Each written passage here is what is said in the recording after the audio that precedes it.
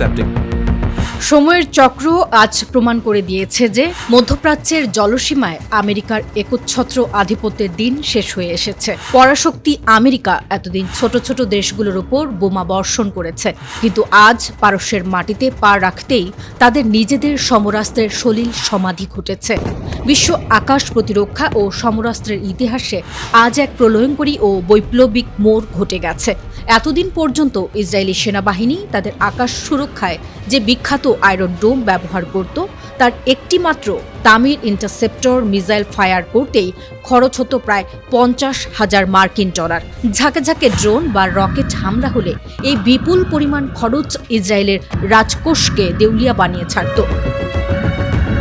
তবে সমস্ত হিসাব ওলটপালট করে দিয়ে এবার ইরানের বিমান প্রতিরক্ষা ইউনিটের হাতে চলে এসেছে এই আয়রন ডোমকে টেক্কা দেওয়ার মতো চরম এক প্রযুক্তি, যাকে সামরিক বিশেষজ্ঞরা বলছেন আয়রন ডোম বা ডেল্টা ফোর্সের আসল বাপ। এই নতুন প্রযুক্তির নাম আয়রন বিম।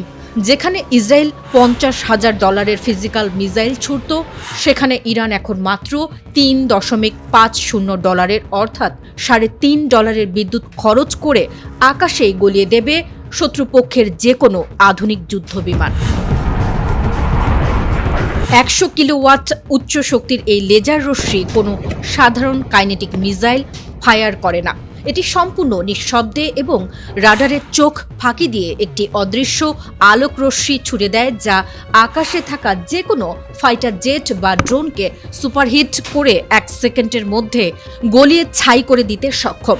এর চেয়েও ভয়ঙ্কর সত্য হলো, আয়রন ডোমকে বারবার ফিজিক্যাল মিসাইল দিয়ে রিলোড করতে হলেও ইরানের এই নতুন লেজার সিস্টেমে রয়েছে একটি ইনফিনিট ম্যাগাজিন বা সীমাহীন গোলাবারুদের ভাণ্ডার।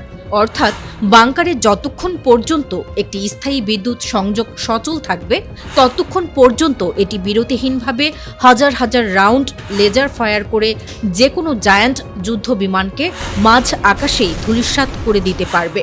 যদিও সামরিক বিশেষজ্ঞরা বলছেন, কুয়াশা বা ভারী বৃষ্টির মতো প্রতিকূল আবহাওয়ায় লেজার রশ্মির কার্যকারিতা কিছুটা কমে যায়, যার কারণে এটিকে ব্যাকআপ হিসেবে ব্যবহার করতে হয়। কিন্তু ইরানের হাতে এই $3.5 লেজার ডিফেন্স চলে আসায় ইসরায়েল ও আমেরিকার $1 বিলিয়ন স্যাচুরেশন অ্যাটাক পলিসি আজ সম্পূর্ণ অচল হয়ে পড়েছে।